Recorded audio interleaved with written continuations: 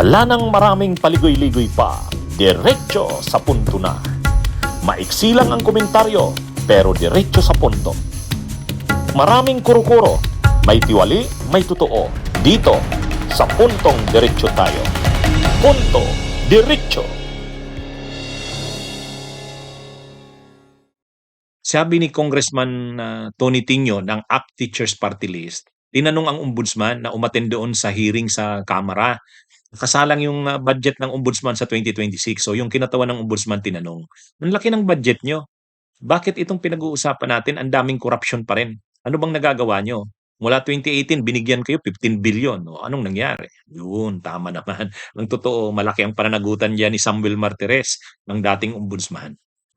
Si Congressman Tony Tinio ng ACT Teachers Party List, tinanong yung mga kinatawan ng ombudsman na umattend sa budget hearing para sa 2026 budget nila. Ang sabi ni Congressman Tony Tinio, 15 billion ang budget ninyo mula 2018. Anong ginawa ninyo? Wala man lang kayong natukoy na mga korupsyon tulad nito ngayon, nagdadagsaan, naglalabasan ang grabing korupsyon. Anong nagawa ninyo sa ombudsman? Humihingi na naman kayo ng malaking budget sa 2026? Historical budget na binigay sa Office of the Ombudsman at least from 2018 to 2025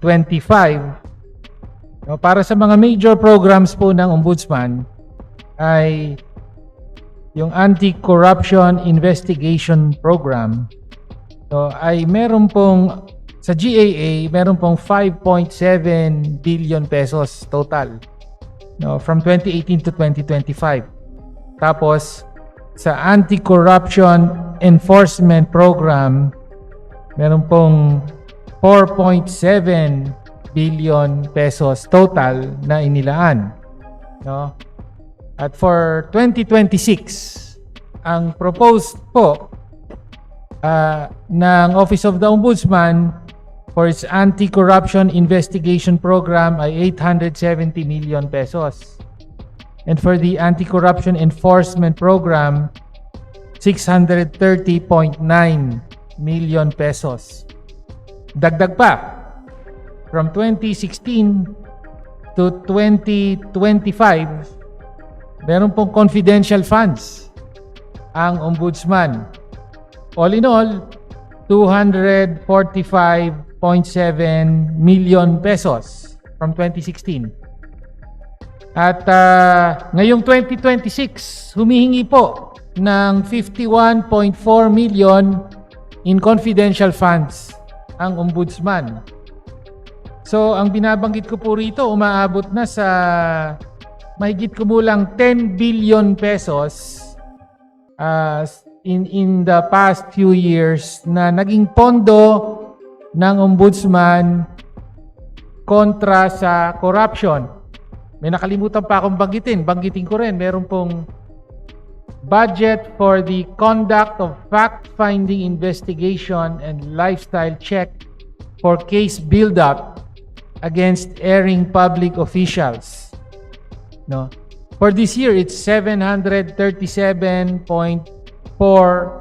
million pesos. Next year, ang proposal, humihingi ng 816.8 million pesos. Total 5.1 billion pesos over the time frame I mentioned. So, ang point ko, since at least 2018 ay may 15 billion pesos po na pondo ang Ombudsman kontra sa corruption. Ngayon, ang tanong po ng mga kababayan natin sa harap ng napakatinding at napakalaganap at walang kapantay na level ng corruption na nasasaksihan natin sa flood control, may 15 billion pesos na pinagkatiwala sa inyo, sabi nyo, para sa anti-corruption. Ang isang tanong lang po ng taong bayan, anyari? Anong ginawa ng Ombudsman? Bakit po ngayon na lumalabas, ilang taon na po na mga opisyal ng DPWH nagkakasino pala?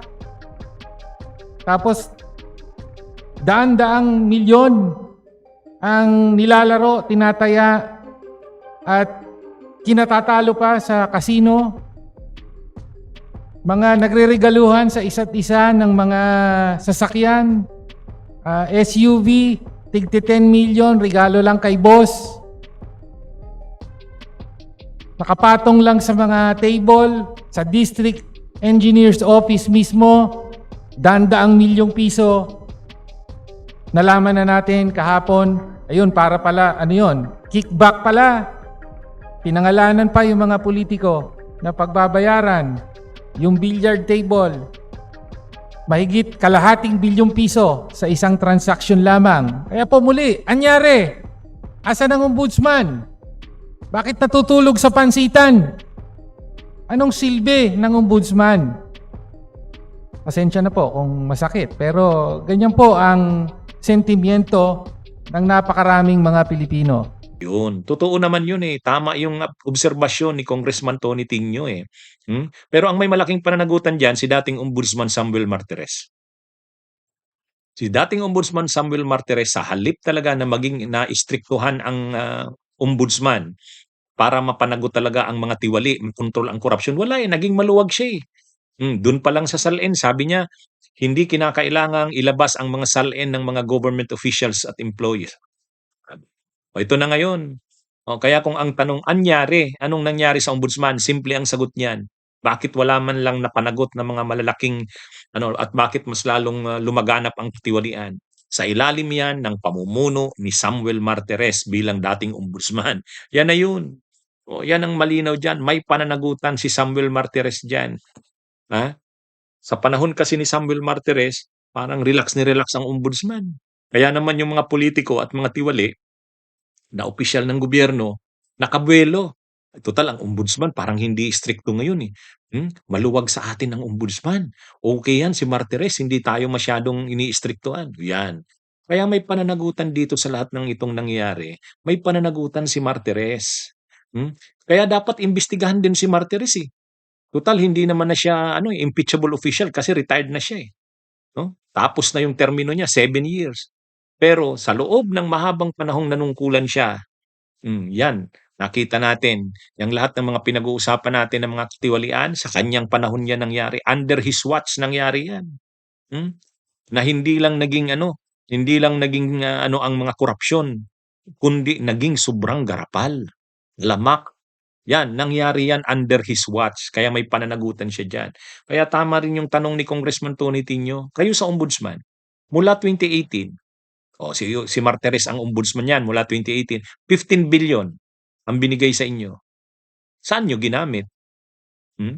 Nakapag-imbestiga man lamang ba kayo? Nakahuli man lamang ba kayo ng mga malalaking isda? Parang wala. Ha?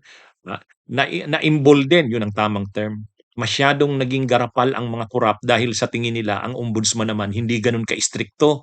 Parang kakampi pa nga nila yung ombudsman ang lumalabas eh. Yan ang nangyari sa ilalim ni Martires.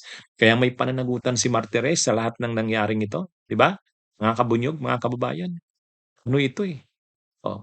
Kaya yung mga pagyayabang noon ni Martires, ngayon, dapat nabalikan ang kanyang mga ginawa. Yung kanyang mga ipinasang mga order ng ombudsman, yun, nakapagpahina ng ngipin ng ombudsman. At kahit yung mga tiwali, mga korap na official, sa halip na matakot sa ombudsman, wala. Parang naging kakampi pa nila. Yun ang naging resulta ng mga ginawa ni Martires. Kaya kahit binigyan ng napakalaking budget, sabi nga ni Congressman Tony Tingyo, 15 billion from 2018, and yet walang nangyari. Nangyari? Yun ang tanong ni Congressman Tony Tingyo. Ang sagot nung nagdidepensa ng budget ng ombudsman, mayroon naman mga investigasyon na ginawa, pero sikreto lang daw, hindi pinapalabas. O sige nga, kung mayroong inimbestigahan at napanagot, o sino? Pangalanan nyo nga. Ha? Pangalanan nyo nga. Mayroon bang napanagot ang ombudsman? Malamang wala. Ha? Yan. Kaya dapat ngayon, pagpapalit ng ombudsman, dapat ang ilagay dyan na ombudsman, yung talagang karapat-dapat, na may tapang, may ngipin. Yun ang kailangan. Bunyog, halikan na kasama ka. Bunyog, kapag buklod ay may pag-asa. Luzon, Visayas, Mindanao, isa ang pananaw. Sa bagong Pilipinas ang bunyog isisigaw.